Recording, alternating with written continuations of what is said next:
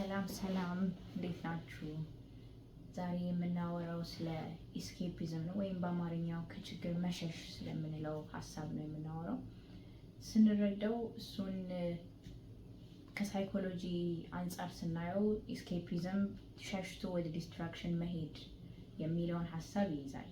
ግን ዛሬ የምናየው ከክርስቲያናዊ ከመጽሐፍ ቅዱሳዊ ፐርስፔክቲቭ ነው እና እንዴት ነው መጽሐፍ ቅዱስ ኢስኬፒዝምን የሚረዳው፣ እንዴት ነው እግዚአብሔር የሚያየው፣ እንዴት ነው ከችግር መሸሽ የሚለውን ከችግር መሸሸግ የሚለውን ሀሳብ እንዴት ነው የሚያየው የሚለውን እንረዳለን። ይሄ በዘመናችን በጣም የሰፋ ነገር ስለሆነ ነው አሁን ማነሳው።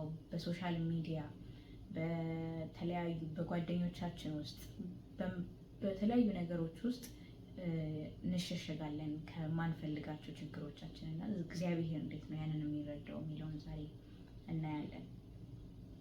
እና ይህን ለመረዳት በጣም አሪፍ ምሳሌ ሆኖ ያገኘሁት የጊዲዮን ኤግዛምፕል ነው። እና ጊዲዮን በመጽሐፍ ቅዱስ ውስጥ በመጽሐፈ መሳፍንት ውስጥ ታሪኩ የሚነገር ሰው ነው እና ጊዲዮን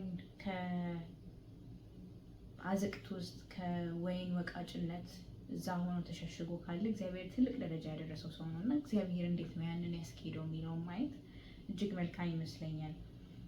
አንደኛ ከጊዲዮን ታሪክ ልንማራቸው የምንችለው የተወሰኑ ሌሰኖችን አውጥቻለሁ እና ከጊዲዮን ታሪክ የመጀመሪያው ልንማረው የምንችለው ነገር እግዚአብሔር በሸሸታችን ውስጥ እንዳልተወን ነው።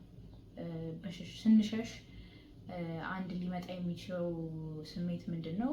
የጥፋተኝነት ስሜት፣ የጊልት ስሜት፣ ይሄ ከሴጣን የሆነ እንድንሸሽ ወደ እግዚአብሔር ቀርበን ንስሐ እንድንገባ ወይም ወደ እግዚአብሔር ቀርበን እግዚአብሔር ሆይ እርዳኝ እንድንል ሳይሆን ወደ ጥፋተኝነት ስሜት ተሰምቶን ደግሞ እንደው የባሰ ቦታ ውስጥ እንድንሄድ የሚያደርገን ስሜት ውስጥ ይከተናል። ስለዚህ ይሄ መሰረታዊ መረዳት ያለብን ነገር ይመስለኛል።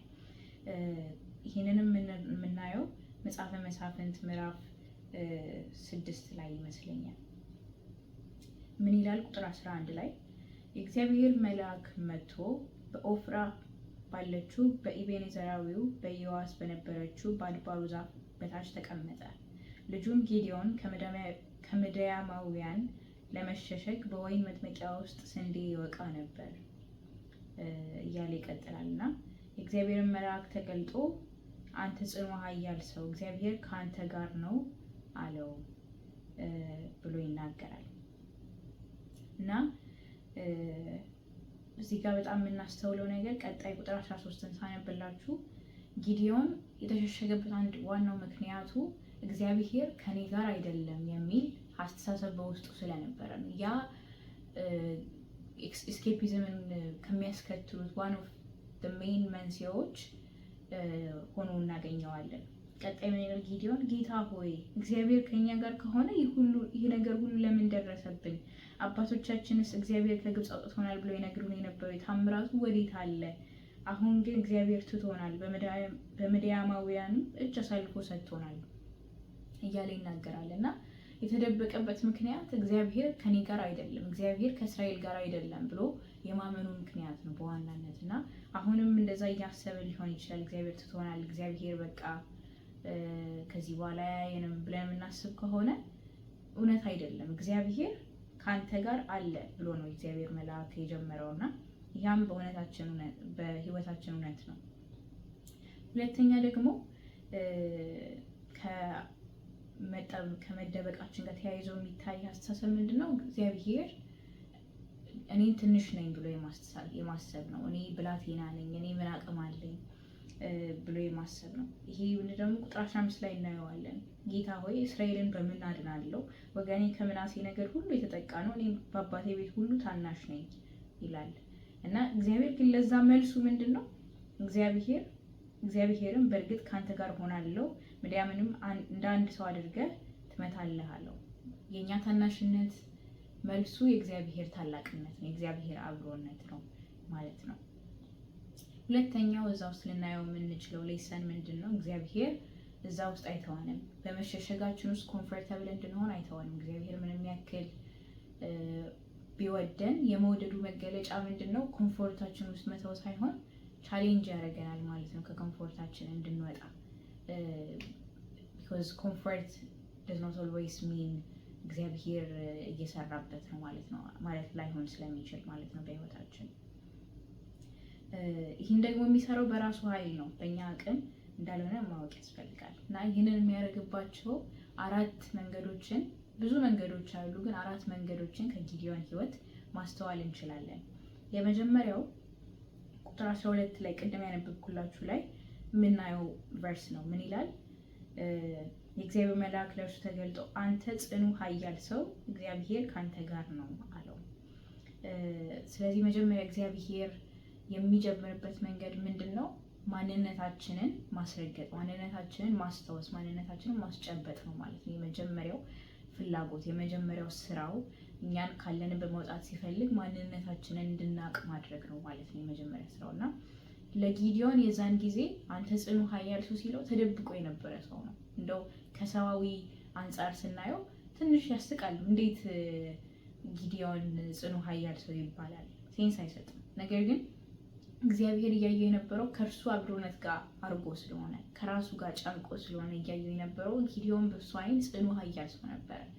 በእኛም ዘመን ደግሞ ክርስቲያን ለሆነን ላመንን እና በደሙ በኢየሱስ ደም ደግሞ አንድ ቤተሰብ ለሆነን የእግዚአብሔር አብሮነት ሁሌ ከኛ ጋር ነው። እኛ የእሱ ነን፣ እሱም ደግሞ የኛ ነው እና በዛ ውስጥ የእግዚአብሔር ልጅነታችን ነው ማንነታችን። ያንን ማንነት እየተረዳን መራመድ እንድንችል እግዚአብሔር ይፈልጋል እና ያንን ማንነት እግዚአብሔር ሊያስታውሰን ይፈልጋል ማለት ነው።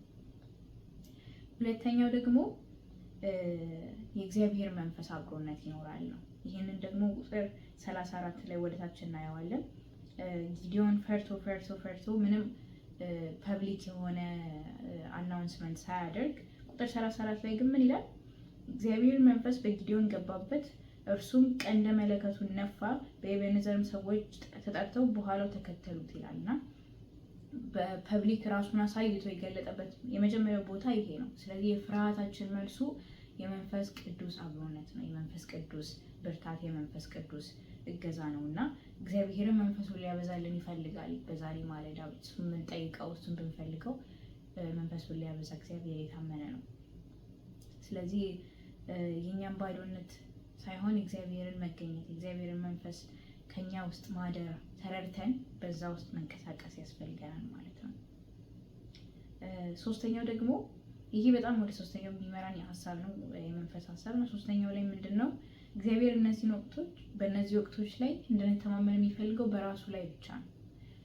እነዚህን ወቅቶች አንዳንድ ጊዜ እግዚአብሔር የሚያመጣው እንደዚህ ችግር የሚያደክመን ከችግር እስክንሸሸግ ድረስ የሚያደክሙ ጊዜያቶች የሚመጡት በምን ምክንያት ነው? አንዳንዴ እግዚአብሔር መተማመናችንን በእሱ ላይ ብቻ እንድንጥል፣ በእሱ ላይ ብቻ እንድንመካ ሲፈልግ ሌሎቹን ነገሮች ሲወሳስድ እናየዋለን ማለት ነው እና ይህን መለከት ከነፋ በኋላ ጊዲዮን 32,000 አካባቢ ሰው መሰብሰብ ችሎ ነበር ለጦርነት። ግን እግዚአብሔር ምን ይለዋል? አሁን 32,000ዎቹን ድል በሰጣችሁ ትታበያላችሁ፣ እኔ ላይ ትኮራላችሁ፣ እኔ ላይ። ስለዚህ ቀንስ አለው እና ያንን አስቀንሶ 300 ሰዎች ይታያችሁ፣ ከ32,300 ሰው ብቻ አስቀንሶ በእነዛ 300 ሰዎች ነው ጦርነት እንዲገጥም ጊዲዮንን የፈለገው እና አሁንም እግዚአብሔር ሁሉን ነገር ትተን ይሄ ቢሆን ያ ቢሆን ብለን የተመካንበትን ነገር ትተን በእርሱ ብቻ እንድንመካ፣ በእርሱ ብቻ ላይ እንድናደርግ ይፈልጋል ማለት ነው እግዚአብሔር። ያንን የሚፈልገው ክብሩ ለሱ ብቻ እንዲሆን ነው። ምክንያቱም 32,000 ሆነን ብናሸንፍ የኛ ይምሰለን እንጂ ክብሩ አሁንም እሱ ነው። 32,000 ስለሆንን አላሸነፍንም እና አሁንም ያንን እግዚአብሔር ግልጽ በሆነ መንገድ እግዚአብሔር ከልባችን መታበይ እኛ እንዲጠብቀን ስለሚሻ ሪኮግናይዝ እንድናደርግ ይፈልጋል። በእርሱ ብቻ መታመን የሚለውን አስተሳሰብ። አራተኛው ደግሞ በእርሱ ከተማመንን ከወጣን በኋላ እግዚአብሔር የድል አምላክ ስለሆነ ድልን ሊሰጠን እንደተዘጋጀ እንድናቅ ይፈልጋል። እግዚአብሔር የጊዜን አባካኝ አምላክ አይደለም። ጠርቶ ተሳስቼ ነው ትቼዋለሁ፣ መንገድ ላይ ነህ በቃ ተመለስ የሚል አምላክ አይደለም እና ካስጀመረ የሚያስጨርስ አምላክ ነው እና ያንን መረዳት ያስፈልገናል። እግዚአብሔር የጠራን ለድል ነው። እግዚአብሔር እንዲያርጉ ሲል ተነሳ ሲል እግዚአብሔር ዓላማው የድል አስተሳሰብ ነው ያለው እና ያንን ማየት ያስፈልገናል። ይህንን በተለያዩ ቦታዎች ላይ ማየት እንችላለን። በዚህ ክፍል ላይ ምዕራፍ 7 ላይ ሄደን ቁጥር 9ን ብናየው ምን ይላል እግዚአብሔር? በዚያም ሌሊት እግዚአብሔር በእጅህ አሳልፌ ሰጥቻቸዋለሁና ተነስተህ ወደ ሰፈር ውረድ ይለዋል። እና እግዚአብሔር ቃል ይገባለታል። ስቲል ጊዲዮን እንደሚፈራ እናያለን። ነገር ግን እግዚአብሔር ቃሉን እንደሚጠብቅ ደግሞ ወደታች ወረድ ስንል እናያለን። ምዕራፍ 8 ላይ ስንሄድ ምዕራፍ 8 ቁጥር 23 ላይ ስንሄድ ምን ይላል?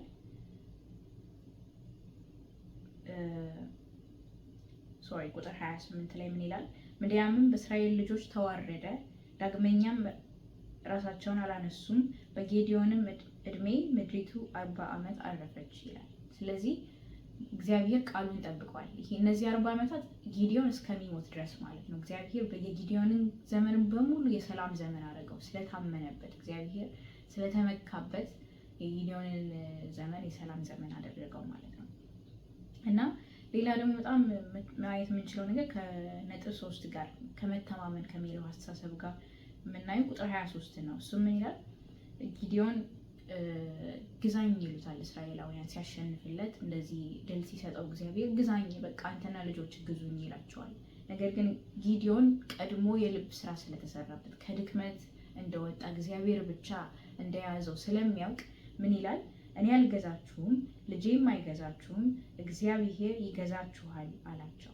ስለዚህ ለእግዚአብሔር ለሰዎች ሲያተርፈን በኋላ ታቢያን እኔ ልግዛ አንልም፣ እኔ ልታይ፣ እኔ ከፍ ከፍ ልበል አንልም። በዛ ውስጥ ስላለፍን በእግዚአብሔር ፊት ዝቅ ማለትን እግዚአብሔርን ጋር መጠቆምን እንማራለን ማለት ነው። እና ይህ አይ ቲንክ ከችግር መሸሸግ ለተባለው ወይም ኤስኬፒዝም ለሚለው እንግሊዝኛው የተሻለ ቃል ይመስለኛል። ኤስኬፒዝም ለሚለው አስተሳሰብ መፍትሄያችን ይመስለኛል። እግዚአብሔር ከኔ ጋር አይደለም፣ እግዚአብሔር ኃይሉ ከኔ ጋር አይደለም ብላችሁ የምታስቡ አማኞች እውነት አይደለም። እግዚአብሔር ከእናንተ ጋር አለ አሁን በዚህ ሰዓት እና እሱን ተማምኖ የወጣ ደግሞ አያፍርም። ለራሱ ጉዳይ የወጣ አይደለም። እርሱን ተማምኖ የእግዚአብሔርን ጉዳይ ሊሰራ ለወጣ፣ እግዚአብሔር ያለውን ሊሰራ ለወጣ እግዚአብሔር አያሳፍርም እና በዛ ውስጥ ኢንከሬጅድ ሆነን በዛ ውስጥ በርትተን እንድንወጣ ደግሞ ዛሬ መናገር እፈልጋለሁ። አመሰግናለሁ።